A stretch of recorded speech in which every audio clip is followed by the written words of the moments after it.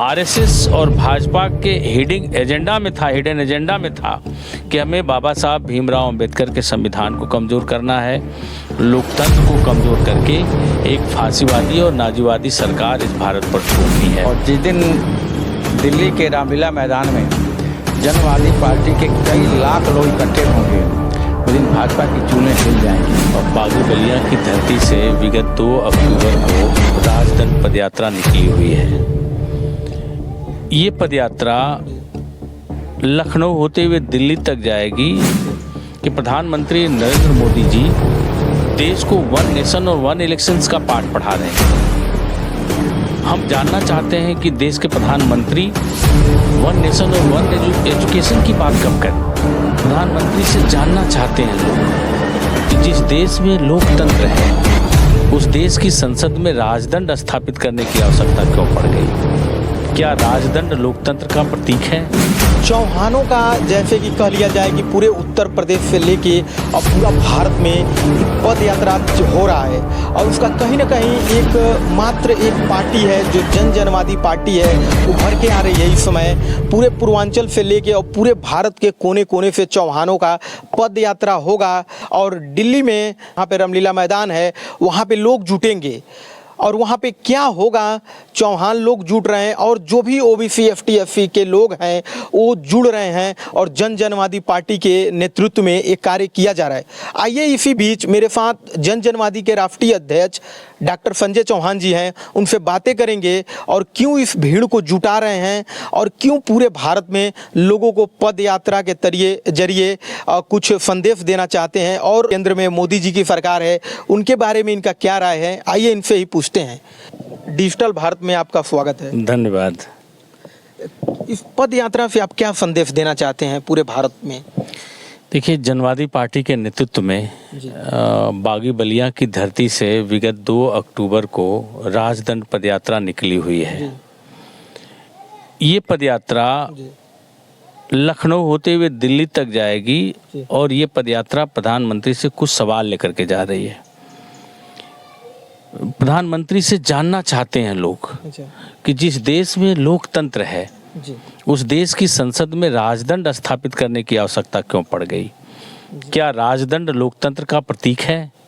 अगर नहीं है तो देश की 140 करोड़ जनता ये जानना चाहती है कि क्या भारत में दोबारा राजतंत्र आने वाला है।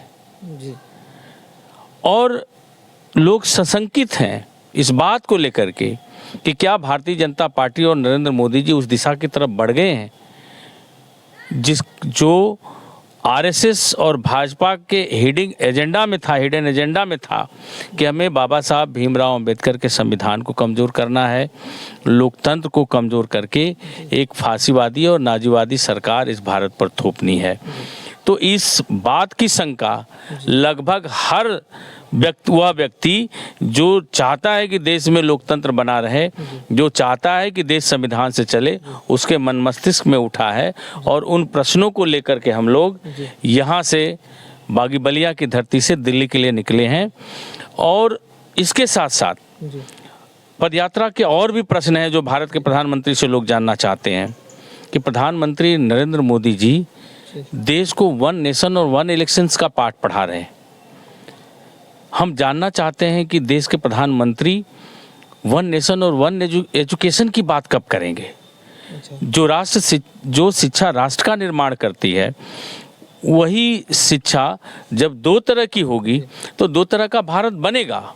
और निश्चित तौर पर यह बीजेपी और आरएसएस की सोच रही है कि देश में 2 वर्ग बने, एक श्रमिक वर्ग बने, एक मालिक बने, और उस तरफ बीजेपी बढ़ रही है। इन बातों से देश को अवगत कराना है। हम लोग जानना चाहते हैं कि प्रधानमंत्री जी जाति जनगणना की बात कब करेंगे। दूसरी बात कि क्या भारत के प्रधानमंत्री 10% EWS के नाम पर सवर्णों को रिजर्वेशन 24 घंटे के अंदर दे दिया। अभी भारत की संसद में उन्होंने महिला आरक्षण बिल लागू किया।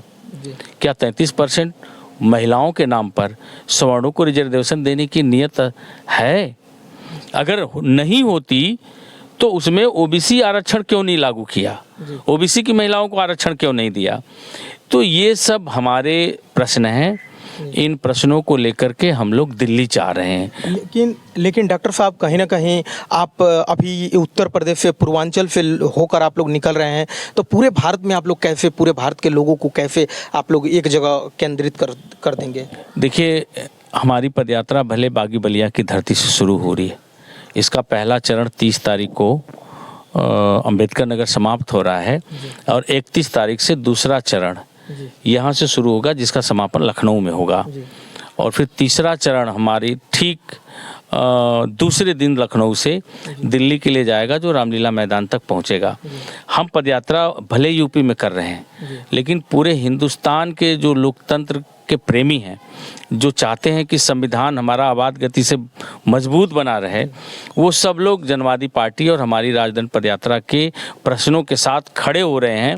और यह पदयात्रा जिस दिन दिल्ली में पहुंचेगी, लाखों की लोग संख्या में वहां पहुंचेंगे और पूरे भारत के जनवादी पार्टी के जो जुड़े हुए वोटर्स हैं, वे सारे लोग पहुंचेंगे और नरेंद्र मोदी जी की आंखों में आंखें डाल करके बोलेंगे कि देश में राजदंड नहीं, लोकतंत्र की आवश्यकता है और लोकतंत्र को और मजबूत करने की ज़रूरत है, जिससे इस देश के पूंजीपति हमारे देश के मतदाताओं का वोट खरीद करके भारत के लोकतंत्र को कमज़ोर न कर बना पाएँ। हमें ज़रूरत है इस देश को लंबे दौर तक आबाद गति से चलाए रखने के लिए बाबा साहब भीमराव अंबेडकर के संविधान को और मजबूत कराएं, इन्हें कमज़ोर न करें। इन सब लेकिन डॉक्टर साहब, आपकी बातों को मैं रोकता हूं। कहीं ना कहीं लोग कह रहे हैं कि आप जो जनवादी पार्टी बनाए हैं, कहीं ना कहीं एक जाति की पार्टी है, चौहानों को। क्या उसमें बस चौहान ही आपके पद यात्रा के साथ जुड़ सकते हैं कि ओबीसी, एसटी, एससी जो भी जनरल कैटेगरी के लोग आते हैं वो भी जुड़ के लखनऊ आपके साथ जा सकते हैं और लखनऊ से दिल्ली जा सकते हैं? देखिए, हमारे पार्टी के पदयात्रा का जो नेतृत्व है, आप नाम सुने होंगे चौधरी मनबीर तेवतिया जी, जो भट्टा परसौल आंदोलन का नेतृत्व करता थे और जिनके आंदोलन से देश की संसद के अंदर भूमि अधिग्रहण बिल लागू किया गया। जी, वो चौहान नहीं है, वो जाट हैं, वो जनवादी पार्टी के राष्ट्रीय उपाध्यक्ष हैं। हमारे बगल में वीडी सिंह यादव जी खड़े हैं, जो पार्टी के राष्ट्रीय महासचिव हैं और आप डीएफओ होकर के रिटायर्ड हैं। ऐसे ही दलसिंगार जी हैं, जो आप स्वामी अग्निवेश जी का नाम सुने होंगे, जिनका बधुआ मुक्ति आंदोलन पूरे विश्व में जाना जाता है। स्वामी अग्निवेश जी के मरने के बाद उस आंदोलन को आगे बढ़ा रहे हैं, वे पार्टी के राष्ट्रीय सचिव हैं और इस पदयात्रा के वो भी साथी हैं। ऐसे ही तमाम सारे संगठन, सामाजिक संगठन हैं, जो इस पदयात्रा में लगातार जुड़ रहे हैं और आगे बढ़ रहे हैं। और चूँकि जनवादी पार्टी का नेतृत्व मेरे हाथों में है और मैं चौहान समाज से आता हूँ, मैं नुनिया चौहान हूँ, तो ये एक स्वाभाविक है कि हमारी बिरादरी जो देश के लगभग राज्यों में है, वो जनवादी पार्टी के साथ जुड़ने का प्रयास करती है और जुड़ करके चल रही है।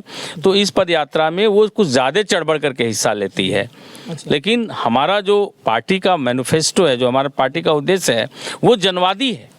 हम देश में जनवादी लोकतंत्र और जनवादी राष्ट्रवाद, ये दोनों मजबूत रहे, इसके लिए काम कर रहे हैं। जी, डॉक्टर साहब, इसको कैसे देखते हैं आप लोग? एक जगह पूरे प्रदेश के चौहान, पूरे भारत के चौहानों को कह लिया जाए तो एक जगह सेंट्रलाइज करने जा रहे हैं, क्या सफल होगा कि नहीं, क्या लगता है? ये सफल, बिल्कुल सफल होगा। डॉक्टर संजय सिंह चौहान जो भारत के सभी चौहानों के नेता हैं, और इन्होंने सबको लामबंद करके और मजबूत संगठन बना करके और आंदोलन छेड़ा है, ये बहुत जल्दी कारगर होगा और सफल होगा। और जिस दिन दिल्ली के रामलीला मैदान में जनवादी पार्टी के कई लाख लोग इकट्ठे होंगे, उस दिन भाजपा की चूलें हिल जाएंगी और माननीय नरेंद्र मोदी जी को मुंह छिपाना पड़ेगा। इसलिए डॉक्टर संजय सिंह चौहान जी जो उभरते हुए सितारे हैं देश के, ये इनके नेतृत्व में सारे चौहान ही नहीं, हर जात के लोग लामबंद हो रहे हैं। काफ़ी अच्छा लगा बातचीत करके। यहाँ पे जो जनवादी पार्टी के राष्ट्रीय अध्यक्ष जी थे और उनके जो भी कार्यकर्ता पार्टी के लोग हैं, पूरा वीडियो को आप लोग ने देखा और सुना और आप लोग को पता ही चल गया होगा कि कहीं ना कहीं डॉक्टर संजय चौहान जो हैं वो ओबीसी, एसटी, एससी माइनॉरिटी का मसीहा हैं और पूरे जो ओबीसी, एसटी, एससी के लोगों को लामबंद कर रहे हैं और एक जगह पे सेंट्रलाइज करने वाले हैं आने वाले समय पे। और मोदी सरकार से अनेकों इनका सवाल है, जो सवाल इनके मैनिफेस्टो में है और वो सवाल करेंगे और गरीबों के हित में। ये छोटा सा मेरा आपको प्रयास कैसा लगा कमेंट बॉक्स में जरूर बताइएगा। लेते हैं अलविदा, जय हिंद जय भारत।